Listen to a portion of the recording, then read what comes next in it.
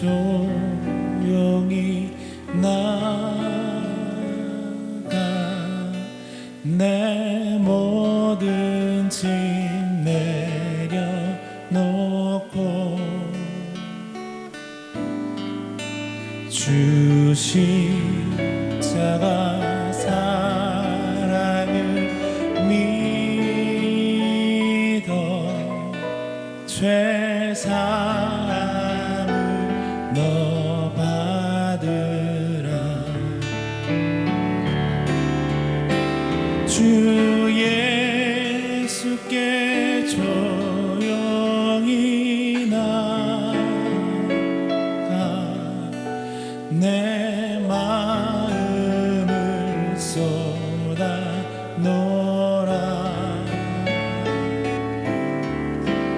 늘은 미리 보시는 주님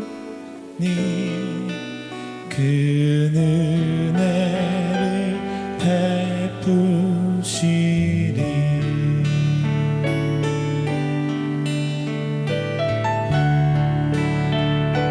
주 예수의 은혜를 주 예수의 은혜를 입어 내 슬픔이 없어지리. 내 이웃을 늘 사랑하라. 너 받은 것 거저주라. 너 받은 것 거저주라. 아멘. 주 예수께 조용히 나가 내 마음을 쏟아놓으라.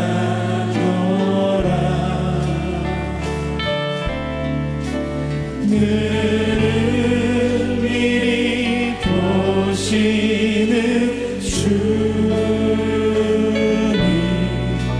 그 은혜를 베푸시니.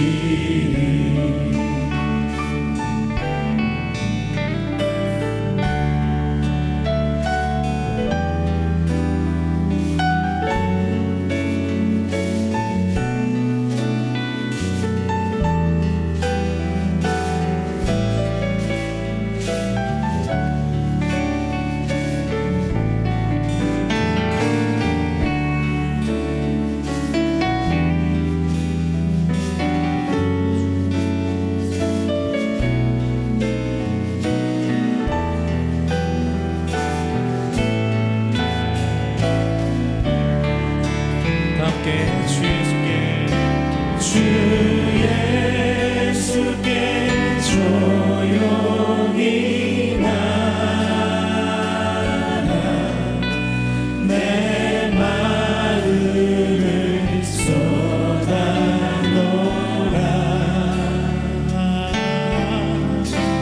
늘은 미리 보시는 주님 그 은혜를 베푸시. 자, 우리 허밍으로 한번 해볼까요?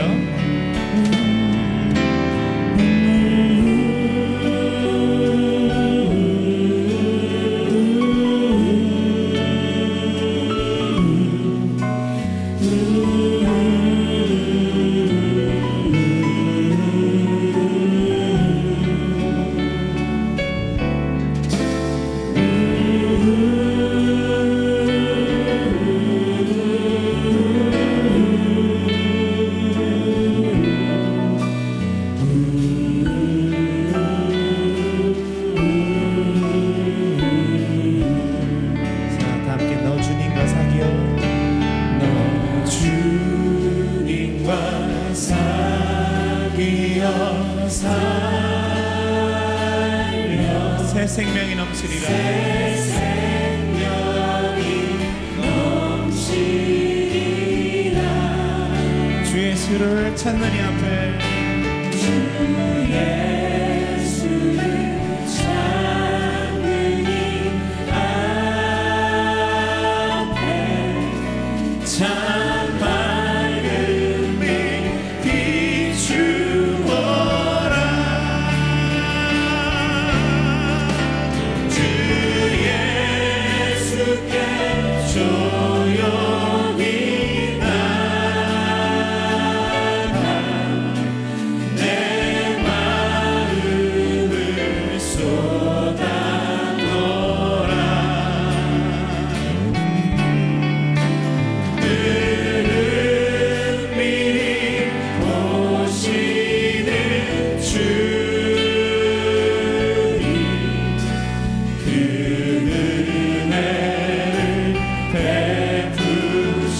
다시 한번 주 앞에 오른손을 높이 들고 주 예수께 조용히 나가 내 마음을 쏟아놓으라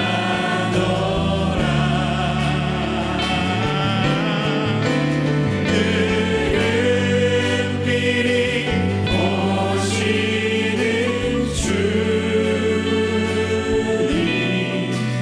그 은혜를 베푸시니 주 예수께 조용히 나가 내 마음을 쏟아놓으라 늘 은밀히 보시는 주 다 함께 믿음으로 그 은혜를 베푸시리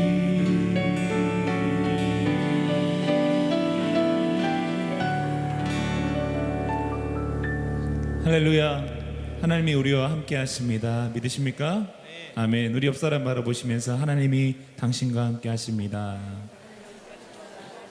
우리 앞뒷분에게도 하나님이 당신의 기도를 들으십니다. 아멘. 우리 앞뒷분 바라보시면서 하나님이 당신의 기도를 응답하실 것입니다. 아멘. 할렐루야. 우리 그 하나님 앞에 감사의 박수로 함께 응원 올리시겠습니다. 아멘. 함께 박수 치면서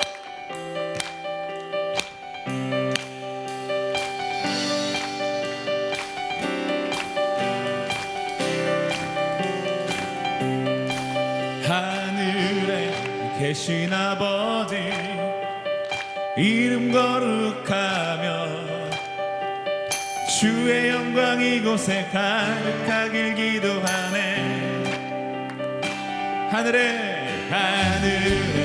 계신 아버지 주 이름 다 외치며 주의 영광 이곳에 가득하길 기도하네 함께 찬양해 새 노래로 찬양해 새 노래로 찬양해 새 노래로 주님께 함께 주님의 나라 주님의 뜻이 하늘에 이루어지듯이 모든 선포해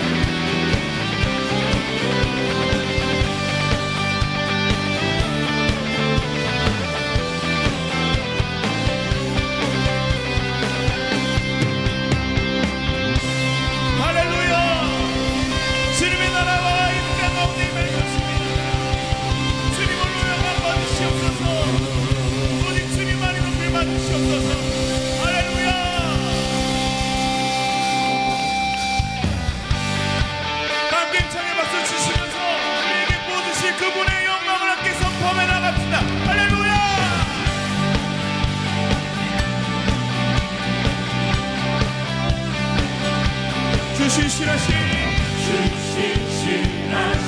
놀라워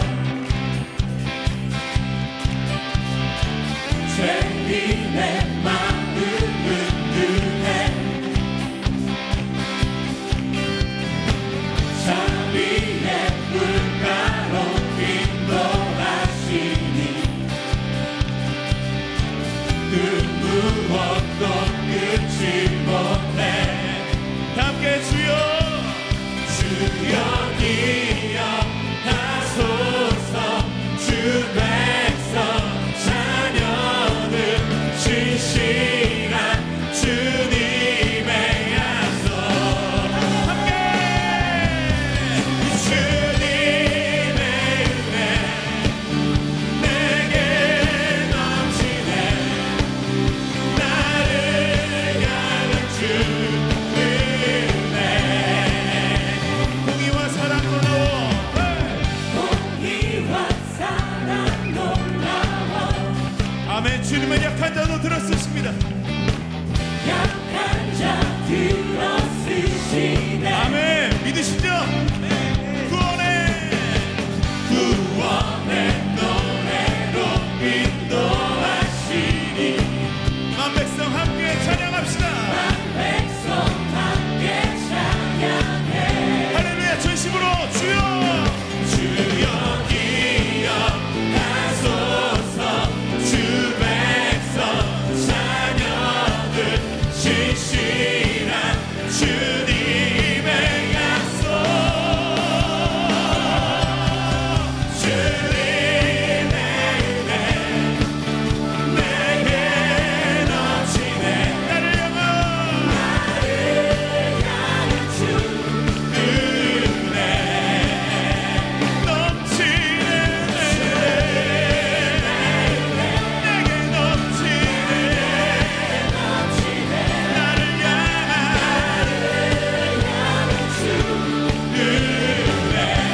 다시 한번 고백합시다. 주여 주여 기억하소서 주 백성 자녀들 신실한 주님의 약속 자, 이번에 여러분들의 목소리로 하나 둘 주여 더 크게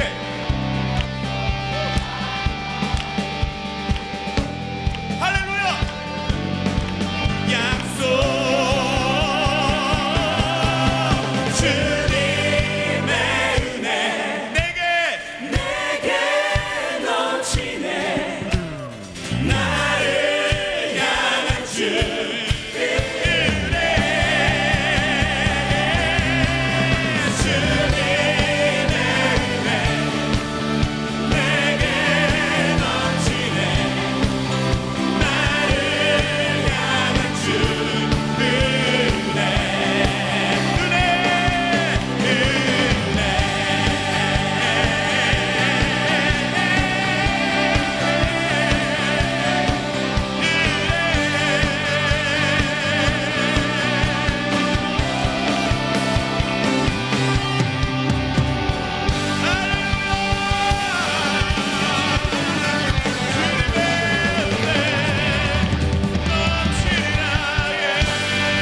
할렐루야. 다시 한번 하나님 앞에 근용의 박수로 함께 올려드리겠습니다. 아멘.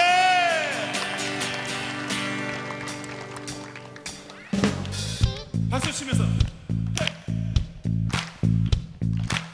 이거 앉아서는 안 되는데 일어나세요. 더 크게 한 번 더 치면서 노래는 여러분 아시는 거예요. 주 이름 찬양 풍요의 강물을 흐르는 부유한 땅에 살 때에 주님 찬양해 한번 해볼까요? 주 이름 찬양 주 이름 찬양 광야와 같은 길 걸어갈 때도 주님 찬양해 아멘. 모든 축복 주신 주님 앞에 모든 축복 주신 주님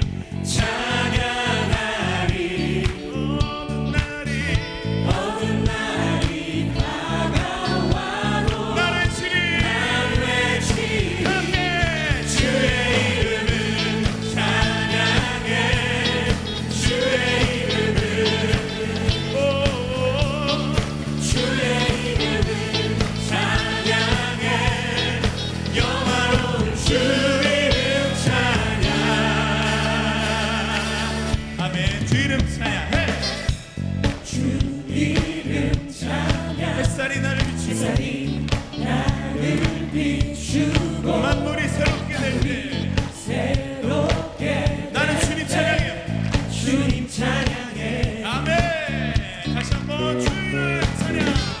주 이름 찬양 하늘이 험할지라도 고통이 날지라도 따를지라도 함께 주님 찬양해 모든 축복 주신 주님 찬양하리 모든 날이 모든 날이 다가와도 함께 나 외치리 주의 이름을 찬양해 주의 이름을 주의 이름을 찬양해 영화로운 주 이름 다시 한번 주의 이름을 찬양해 주의 이름을 주의 이름을 찬양해 영화로운 주 이름 찬양 주님은 주시며 주님은 찾으시네 내 맘에 하는 말 주 찬양합니다. 주님은 주시며 주님은 찾으세요. 주님을 찾으시네 내 맘에 하는 말 내 맘에 하는 말 이렇게요. 주 찬양하네 주님은 주시며 주시며 주님을 찾으시네 내 맘에 하는 맘에 하는 말주 찬양 다시 한번 주님은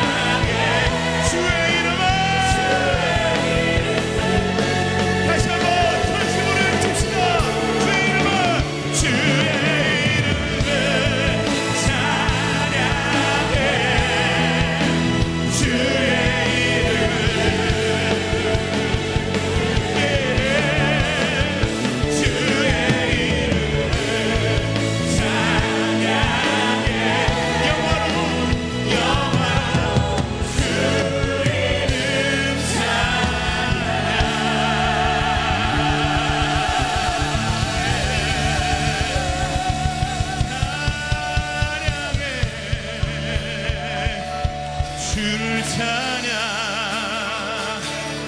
주를 찬양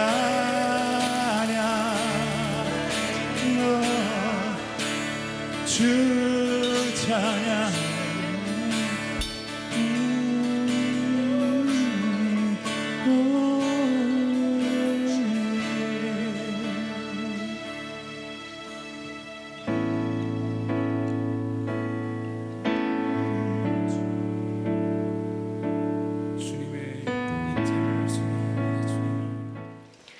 오늘 설교 제목 보셨습니까? 예. 힘내라 40대 청춘아. 만 살이 몇 명 안 되시는 것 같아요. 다 50, 60이신지. 원래는 제목을 아줌씨를 위한 복음서, 아줌마 아저씨 합해서 아줌씨로 했는데 우리 디자인 하시는 간사님이 목사님 그거 좀 이상해요 그러더라고요. 그래서 괜히 들키려고 이름을 바꿨습니다. 오늘 말씀은 우리 특히 중년 또 40대, 50대를 위한 말씀에 초점을 맞췄어요. 주일학교를 위한 말씀도 있잖아요. 청소년부를 위한 말씀도 있잖아요. 그럼 왜 40살은 왜 없나? 그죠? 그래서 오늘은 특별히 40대, 50대 중년에 맞추어서 말씀을 준비했는데 그렇다고 그래서 20대는 오지 마라, 애들은 가라. 아닙니다. 역시 동일하게 우리 40대든 50, 물론 40대 중에도 아직도 철이 안 든 20대도 있고요. 20대인데 너무 노숙한 50대도 있지 않습니까? 이건 나이에 구분 없이 이미 한번 인생에 큰 고민과 불안과 염려가 있다면 오늘 말씀을 통해서 하나님의 음성을 듣는 귀한 시간 되기를 축원합니다. 여러분 인생에서 10대, 20대, 30대, 40대, 60대, 80대까지 있을 거예요. 그 긴 우리 인생 중에 어느 때가 가장 행복한 때일까요? 어떻게 생각하세요? 언제가 가장 행복한 때일까요? 지금. 아유, 굉장히 행복하신가 봅니다. 뭐 젊고 활기찬 20대도 행복할 수 있고요. 또 가정을 결혼하고 또 일에도 열심인 30대도 좋을지도 모르겠습니다. 이걸 궁금했나 봐요. 그래서 미국의 아서 스톤이라는 박사가 팀을 짜가지고 독일 사람들과 함께 언제가 가장 인생에 행복한 때인가 하는 것을 조사를 했습니다. 자그마치 34,000명한테 설문조사를 해가지고 책을 한 권을 냈는데요. 그 연구 결과에 의하면 가장 미국 쪽 사람들이 볼 때 가장 행복한 때는 언제냐? 65세에서 85세라고 합니다. 그러니까 연로하실수록 행복하다고 느낀대요. 굉장히 우리나라하고는 반대죠. 우리나라는 60세를 넘어가면서부터 굉장히 힘들다라고 느끼는데 우리하고는 반대입니다. 이걸 가만히 도표를 보시면은 이렇게 지금 이렇게 U자형으로 그죠? 뭐 빗금 한번 친 것처럼 이렇게 쑥 들어갔습니다. 그리고 양쪽이 올라갔는데 그러니까 처음에 10대, 20대에는 굉장히 행복하게 뭐 다 해주니까 부모님이 다 해주니까 행복한 것 같아요. 그러다가 언제 제일 힘들다고 느끼느냐? 제일 저 바닥이 언제냐? 40대, 50대라고 그럽니다. 그러니까 미국 사람들도 중년 40대쯤 되면은 가장 일이 많고 힘들다라고 느끼는 것 같아요. 그래서 이걸 보다 보니까 그런 생각이 들었어요. 그러면은 과연 우리 한국 사람들은 언제가 가장 힘들까? 언제가 가장 행복할까? 과연 지금 우리는 행복할까? 이게 전반적으로 보니까 다 염려들이 있으신 것 같아요.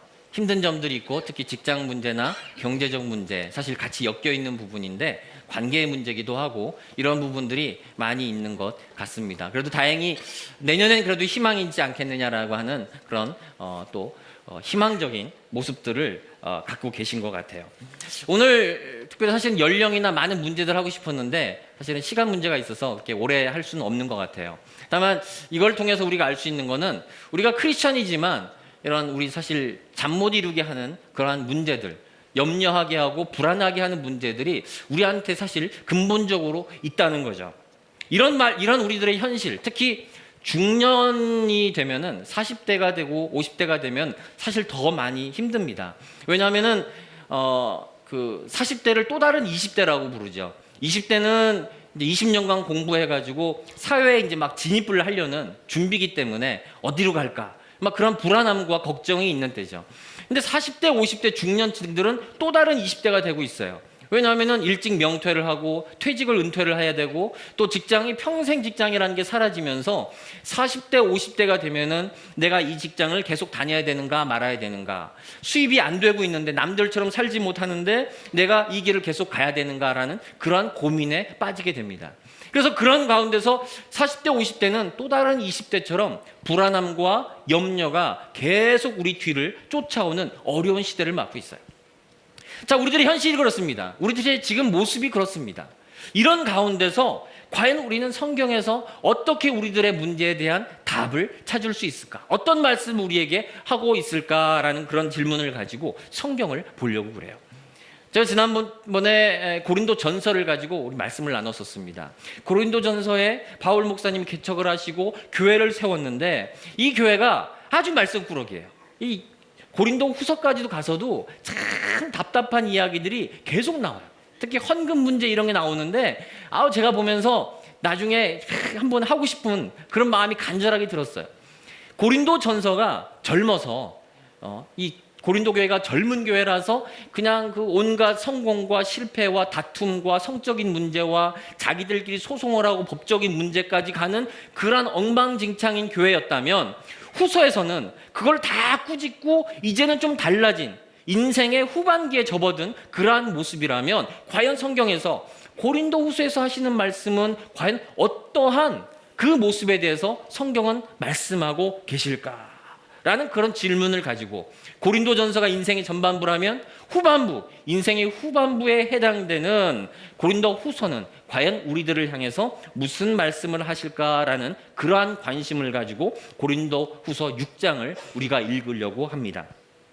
오늘은 2가지 내지 3가지로 우리 중년을 향한 메시지를 발견하려고 합니다. 그 첫 번째는 바로 지금이 점점점입니다.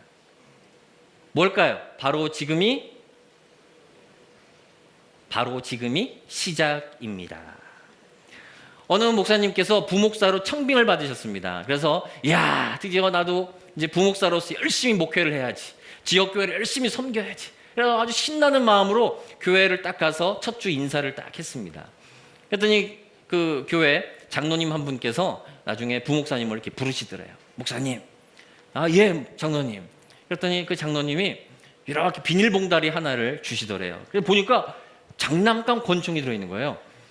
그걸 주시면서 목사님, 목회하다가 너무 힘들고 답답하시면은 그 권총 들고 뒷산에 올라가서 땅땅땅 쏘십시오. 이게 무슨 소리야? 목사가 힘들면은 스트레스 받으면 기도해야지, 무슨 권총 땅땅땅 그런 거예요. 근데 막상 목회를 하니까 스트레스 받는 일이 하나둘이 아니에요. 여러분, 스트레스 많습니다. 우리 지역교회 다니는 목사님들 보세요. 작년의 모습이 저렇지 않았어요.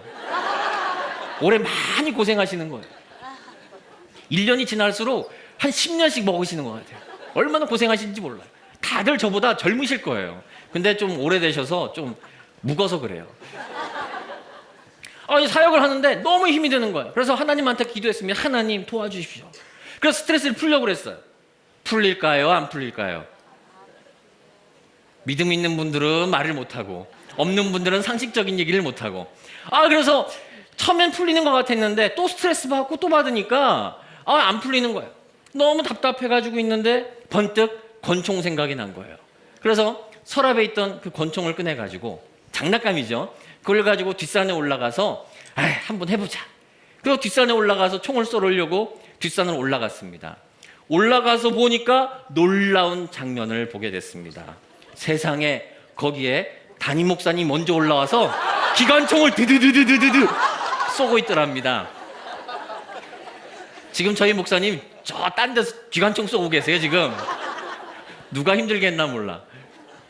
스트레스는 누구나 받는 것 같아요. 목사님이라 할지라도 스트레스 받고 누구나 어려움들을 다 당합니다. 인생의 중년기에 해당되는 사람들도 많은 스트레스를 받습니다. 그래서 이런 중년기에 스트레스를 받는 사람들, 어려움 당하는 사람들의 특징을 5가지 5D로 요약을 해놓은 것들이 있습니다. 학자들이 5가지 D로 묘사를 했는데요. 그 첫 번째가 뭐냐?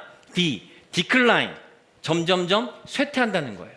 몸이 쇠퇴하고 막 지능이나 활동력이 점점 쇠퇴합니다. 두 번째는 disease, 질병이 생겨요. 건강을 잃고 노안이 생기고 치아가 아프고 흔들립니다. 그 다음에 디펜던시, 굉장히 의지하게 돼요. 나이가 들수록 점점 의지하게 되고 독자적인 생활을 잘 못합니다. 그래서 그 중년분들은 혼자 내버려 두는 것보다 항상 누구를 끌고 나가려고 그래요. 그 다음에 디프레션, 우울증입니다. 괜히 우울해져요. 괜히 기분이 울적해지고 너무너무 좋은 일이 많아도 울적함을 느끼게 됩니다. 특히 그 여자분들 같은 경우에 아이들을 위해서 남편을 위해서 모든 걸 다 했는데 중년이 돼서 자녀들이 다 출가를 하고 남편도 일을 나가서 집에 아무것도 없을 때, 그런 때 특히 이제 그 빈집 신드롬, 그래서 굉장히 힘들어하는 이런 우울에 많이 빠집니다. 그 다음에 decrepitude라고 해서 이 노망인데 이건 그냥 사진에 나와 있기 때문에 넣습니다. 이렇게 5가지 현상들이 점점점 생겨나게 된다고 합니다. 근데 여기에 5D지만 제가 볼 때 하나가 더 들어갈 수가 있어요. 그게 뭐냐면은 중년이 되면서부터 death, 죽음이라는 걸 느끼기 시작을 해요. 야, 지금까지 살았던 거 한 번 더 살면은 죽겠구나 라고 하는 것을 느끼게 되는 거죠. 그러면서 중년은 많이 부서지고 지쳐있는 그러한 상태입니다. 그러나 이거에 대한 반대도 있습니다. 우리가 이 5D로 참 힘든 인생을 살아가지만 그러나 우리가 그것이 아니라 반대의 삶을 살아갈 수도 있다. 한번 짧게 언급을 한다면요, 5R이 있습니다. 5R. 첫 번째가 뭐냐면 renewal, 갱신, 새롭게 태어난다는 겁니다. 두 번째는 rebirth, 다시 태어난다는 겁니다. 그 다음에 세 번째가 갱생이죠. 그 다음에 세 번째가 regeneration, 쇄신, 세대를 새롭게 한다. 또 우리 가족을 새롭게 한다, 그런 의미도 있는데요. 그 다음에 revitalization, 원기 회복, 약장수 같은데 이거는. 그 다음에 rejuvenation, 이거는 모두가 원하는 회충이 아니고 회춘입니다. 저도 여기다 또 하나를 더 덧붙이고 싶었어요. 하나 R을 더 붙인다면 우리 크리스찬들은 이렇게 되면 좋겠다. 그게 뭐냐? 리크리스찬, 다시 한번 크리스찬이 되자라고 하는 그런 소망함이 제 마음속에 있었어요. 인생이 힘듭니다. 스트레스 받고 어려워요. 5D가 계속 우리를 둘러싸고 쇠퇴하고 질병과 우울함과 그리고 점점 감퇴되는 기억들과 이런 것들이 우리 중년 때부터, 물론 일찍부터 오시는 분들도 있어요, 우리를 둘러싸고 힘들게 합니다. 이게 우리의 중년의 모습이에요. 성경에도 이 말씀들이 있습니다. 뭐라고 하느냐? 시편을 보면 내가 피곤하고 심히 상하였음에 마음이 불안하여 신음하나이다. 내가 피곤하고 심히 상하였고 마음이 불안하고 신음합니다. 우리들의 모습이에요. 우리들의 상황을 이야기를 하고 있어요. 자, 우리 중년의 모습이 이래요. 그렇다면은 성경은 우리 중년들에게 또는 불안과 근심 있는 사람들에게 어떠한 말씀을 하고 계실까요? 2절을 보면 이렇게 말씀을 합니다. 내가 은혜 베풀 때 너에게 듣고 구원의 날에 너를 도왔다 하셨으니 보라, 지금은 은혜 받을 만한 때요, 보라, 지금은 구원의 날이로다. 보십시오. 보라, 지금은. 여러분, 이 말이 굉장히 좀 말이 안 되는 말이에요. 왜냐하면은 지금 이 고린도 교회는 사실 문제가 많이 있어요. 고린도 전서에서 젊은 날에 있던 잘못들을 바울 목사님이 심히 꾸짖고 그리고 고치라고 했어요. 그래서 후서에서는 그걸 많이 고쳐가지고 바울 목사님이 굉장히 기뻐하는 모습이 있습니다. 그럼에도 불구하고 아직 여전히 고치지 못한 것들이 그대로 남아 있었어요. 그래서 힘들게 하고 어렵게 하는 모습들이 2장 3장에 그대로 나옵니다. 그런 가운데서 다시 말하면 아직 고린도 교회에 다툼이 있다는 거예요. 고린도 전서 보면은 분당 있잖아요. 자기들끼리 패를 만들어서 막 다툼이 있는 중이에요. 그런데 교회가 이렇게 소란스럽고 다툼이 있고 은혜 받을 수 없는 이때에 바울 목사님이 뭐라고 말하느냐? 보라, 지금은 은혜 받을 만한 때요. 보라, 지금은 구원의 날이라고 말씀하신다는 거예요. 보라, 지금은 말이 안 되죠. 보라, 지금은 아무리 봐도 속상한 거, 자기들끼리 다투고 싸우고 그러한 모습들이 보이는데 차라리 보라, 지금은 교회 문을 닫을 때요. 보라, 지금은 교회를 떠날 때다. 그러면 말이 되죠. 왜냐면 여러분 신문 방송을 봐보세요. 이야, 이거 뭐 기독교 이거 뭐 얼마나 많이 씹힙니까? 얼마나 속상하게 해요. 보라, 지금은 교회를 떠날 때요. 보라, 지금은 교회 안 올 때요. 메르스 때문에. 그죠? 이런 때라고 하는 게 맞는데 성경은 바울 목사님은 아니에요. 보라 지금, 바로 지금이, 바로 힘들고 어렵고 낙담하고 다툼이 있고 이런 때가 바로 은혜 받을 만한 때요, 지금이 바로 구원의 날이다 라고 선언하신다는 거예요. 그림자가 시커멓습니다. 그림자가 새카매요. 왜 새카맣겠습니까? 햇빛이 강하기 때문이에요. 우리 인간들에게 죄가, 우리들 모습 가운데 죄의 모습이 짙게 나타납니까? 그건 하나님의 은혜가 그만큼 더 강하게 나타난다는 거예요. 바로 지금은, 우리 중년의 때는 끝난 때가 아니에요. 이미 늦은 때가 아니에요. 바꿀 수 없는 때가 아니에요. 바로 지금은 하나님 은혜의 때인 줄로 믿습니다. 구원의 날이 나에게 올 줄로 믿습니다. 한 군인이 있었습니다. 이 사람은 용감했어요. 그래서 훈장도 받았습니다. 근데 이 사람이 전쟁이 끝나고 집으로 돌아가다가 그만 참 군인인데 해적한테 공격을 당해가지고 노예가 됐어요. 창피하죠? 군인들이 탄 배인데 이 배가 해적들한테 납포가 돼가지고 거기 탄 군인들이 모두 다 노예가 되었습니다. 그래서 이 군인이 노예 생활을 오랫동안 하게 되고 젊은 날을 노예 생활로, 감옥 생활로 낭비를 하게 됩니다. 다행히 나중에 탈출을 해가지고 돌아와서 공무원이 되었습니다. 근데 공무원이 되었는데 또 그것도 잘못돼가지고 다시 감옥에 들어가게 되었습니다. 감옥에서 내가 더 이상 이렇게 살면 안 되겠다. 이 사람이 결심을 하고 나와서 56세에 볼펜을 들고, 물론 그때는 볼펜이 없었는데 펜을 들고 쓴 첫 번째 소설이 뭐였는지 아십니까? 장장 2년 동안 이 사람이 소설을 썼는데 56세에 그 첫 소설이 돈키호테였습니다. 56세에 쓴 첫 번째 소설이 그 유명한 돈키호테. 그 작가의 이름은 세르반테스였습니다. 여러분이 잘 알고 있는 여류 소설가 박완서 씨, 몇 살에 등단했는지 아십니까? 40살에 등단하였습니다. 괴테의 파우스트, 유명한 책입니다. 아직 못 읽었습니다. 너무 두꺼운 책이에요. 이 책이 몇 살에 완성되었는지 아십니까? 82살에 완성되었습니다. 늦은 것이라는 없어요. 우리들이 늦고 가진 게 없고 다 늦어졌다고 여겨질 때 이 말씀을 의지하십시오. 보라 지금은 은혜 받을 만한 때요, 보라 지금은 구원의 날이로다. 하나님, 나의 지금 너무 다 암담합니다. 힘이 듭니다. 근데 하나님, 지금 나에게 은혜의 날이 되게 해주십시오. 하나님, 지금이 나의 구원의 날이 될 수 있게 하나님 역사해 주십시오. 이 말씀을 의지하여 기도하시고 고백하시는 여러분 되시기를 소망합니다. 이런 가운데서 우리가 두 번째 말씀을 보기를 원해요. 두 번째 말씀을 보면은 중년은 지천명의 때입니다. 지천명의 때입니다. 지천명이 무엇인지는 아시죠? 하늘의 뜻을 안다라고 하는 그런 말이죠. 조선시대 때 매천 황현이라는 분이 있었습니다. 이분이 34살에 장원급제를 해가지고 이제 그 중앙 정부에 나갈 수 있는 기회를 얻었습니다. 근데 이분이 그걸 거절을 하고 고향으로 다시 돌아왔습니다. 왜 그랬냐면은 장원을 했는데 이 심사원들이 뭐라고 그랬느냐면은 너는 배경도 없고 시골 출신이니까 네가 차석을 해라. 두 번째를 해라. 그래가지고 그냥 그 앞에서 그냥 두 번째로 밀려나고 말았어요. 너무너무 이거에 실망하고 이 부정부패 분이 나가지고 정치 현실을 개탄하면서 자기 고향으로 돌아왔습니다. 그리고 이분이 정치인들을 뭐라고 불렀느냐, 이렇게 불렀어요. 귀신 같은 나라의 정신 나간 사람들이다.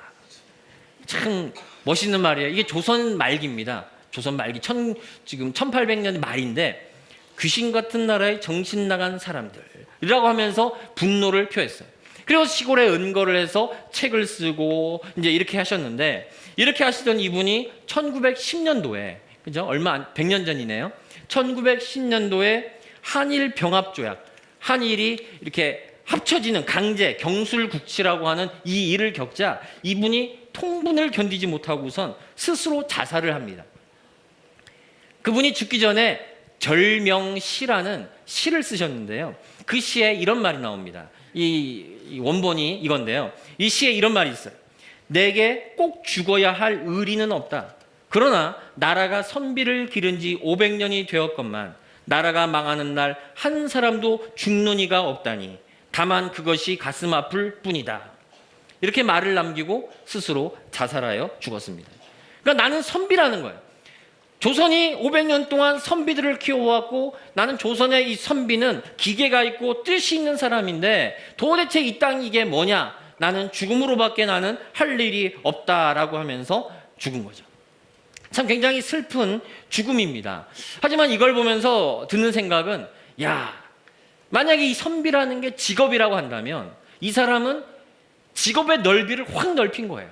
돈을 벌기 위한 일이 아니라 먹고 살기 위한 호구지책이 아니라 이 사람은 지천명, 하늘의 뜻이 내가 왜 이 자리에 왔는지 하늘의 뜻이 무언지를 알고 자기의 영역을 확 넓힌 그러한 사람이구나라는 생각이 들었어요.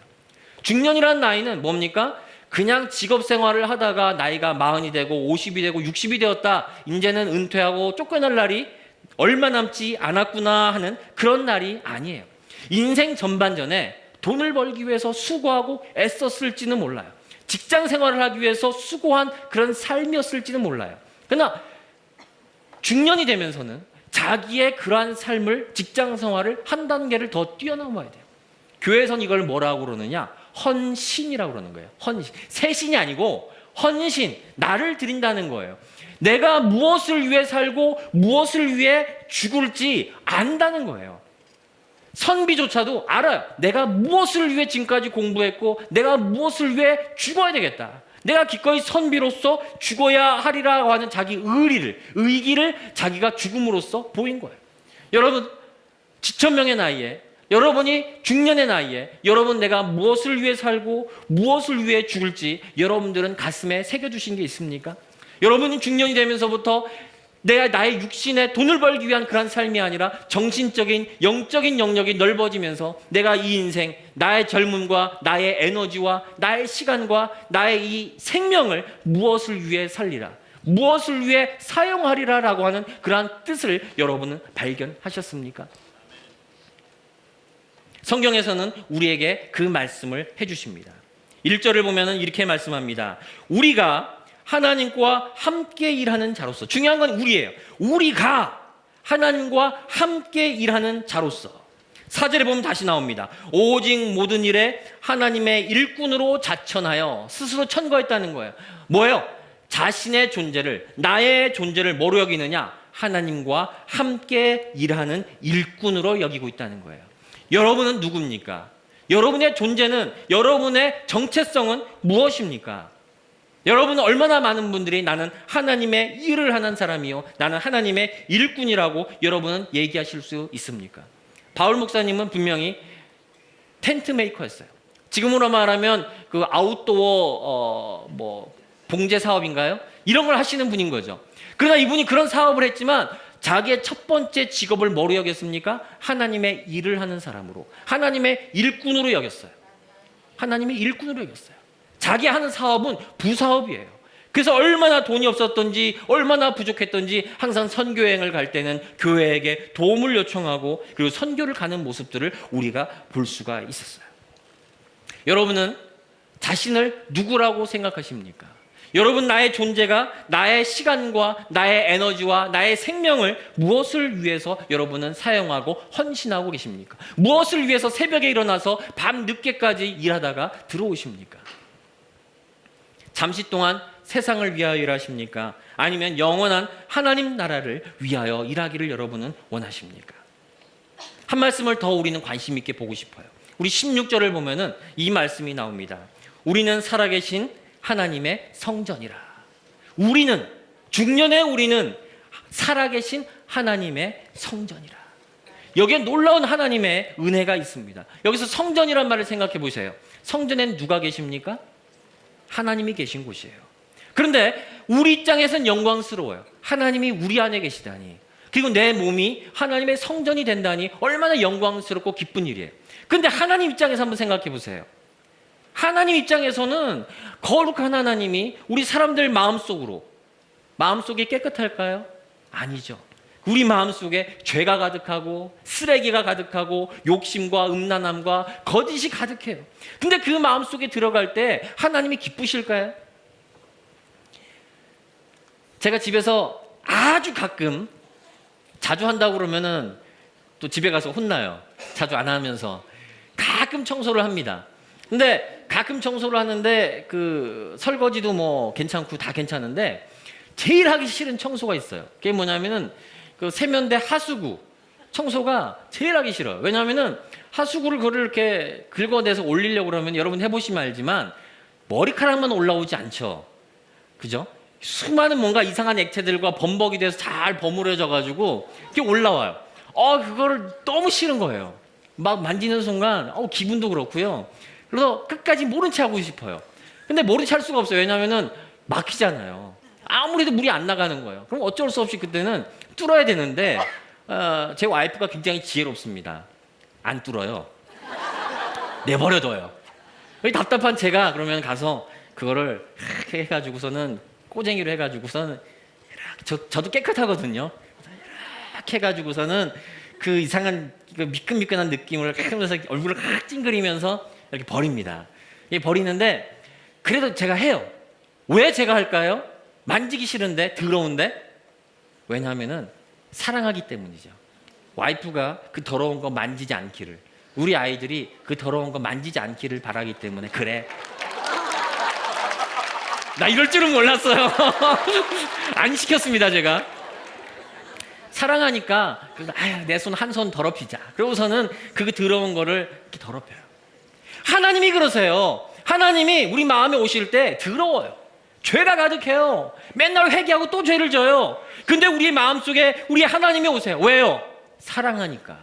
니네 마음 더러운 거 안다. 니네 마음이 엉망진창인 거 안다. 근데 내가 니네 마음에 들어갈게. 내가 너와 함께하는 거룩한 처소가 되도록 할게. 바로 이것이 하나님의 마음이에요. 우리가 뭐가 됩니까? 나는 직장인이 아니에요. 나는 하나님의 거룩한 성전이에요. 하나님의 은혜가 나한테 임해서 하나님이 임하시는 그런 거룩한 사람으로 하나님이 나를 삼아 주신다는 거예요. 이 생각은 그리스 사람이나 유대인들은 이해를 못합니다. 왜냐하면 어떻게 거룩한 하나님이, 거룩한 신이 이 땅의 더러운 곳에 어떻게 유한한 인간에게 들어올 수 있단 말이냐. 그래서 제우스 신은 저 높은 데 있는 거예요. 유대인들의 하나님도 저 높은 하늘에 계신 거예요. 초월적인 거예요. 절대로 우리 마음속에 오지 않습니다. 근데 하나님께서는 우리 마음속에, 더러운 우리 마음속에 오신다는 거예요. 예수님이 어디로 오셨습니까? 더러운 인간 세상 속으로, 그리고 작디 작은 베들레헴으로, 그리고 더러운 마구간으로 오셨어요. 하나님이 사랑하시기 때문에 글자 그대로 더러운 곳에 오셨다는 거예요. 이 말씀을 보면서 저는 그러한 기도가 나왔어요. 하나님, 제가 정말 길 잃어버린 사람입니다. 하나님, 내 마음속에 죄가 많이 있습니다. 더러운 사람입니다. 내가 무엇을 위해 살고 무엇을 위해 죽을지 하나님 모릅니다. 근데 하나님, 내 마음속에 와 주십시오. 내 속에 와서 나를 거룩한 성전으로 하나님 삼아 주십시오. 나의 죄악된 마음 속에 오셔서, 악한 삶 속에 오셔서, 직장 속에 오셔서, 내 힘으로 할 수 없는 가정 속에 와 주셔서 나를 거룩한 성전으로 삼아 주옵소서. 여러분의 기도가 되고 응답받는 기도 되기를 축원합니다. 결론 맺기를 원합니다.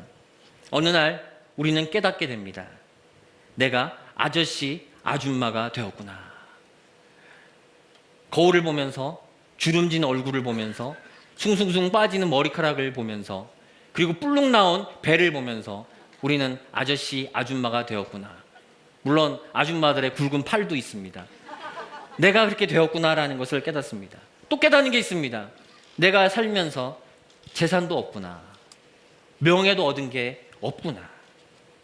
이제는 새로 시작하기도 너무 늦었구나 라는 생각을 하게 됩니다. 이렇게 갑자기 길을 잃어버린 우리를 발견합니다. 근데 하나님은 우리에게 말씀하십니다. 세상은 우리를 아저씨라고 부를지 모르지만, 무명한 이름도 없는, 존재감 없는 아줌마라고 부를지도 모르지만, 하나님은 나를 유명한 사람이요, 풍요한 사람이라고 하나님은 우리를 부르신다는 거예요. 하나님은 우리를 하나님이 거하시는 거룩한 성전이라고 우리를 부르신다는 거예요. 비록 내 몸은 마음은 부서지고 더럽지만 그러한 심령에도 우리 하나님은 찾아오셔서 성전으로 만들어 주십니다. 여러분의 삶이, 여러분의 인생이, 여러분의 가정이 고린도 전설을 지나 젊을 때를 지나 후서라는 시대를 걷고 있다면 그 속에서 하나님이 우리를 부르시고 찾아오시는 그 은혜를 맛보며 김이삭 후서, 여러분의 인생의 후서를 아름다운 인생의 이야기를 써내려가는 축복이 여러분들에게 충만하기를 기도합니다.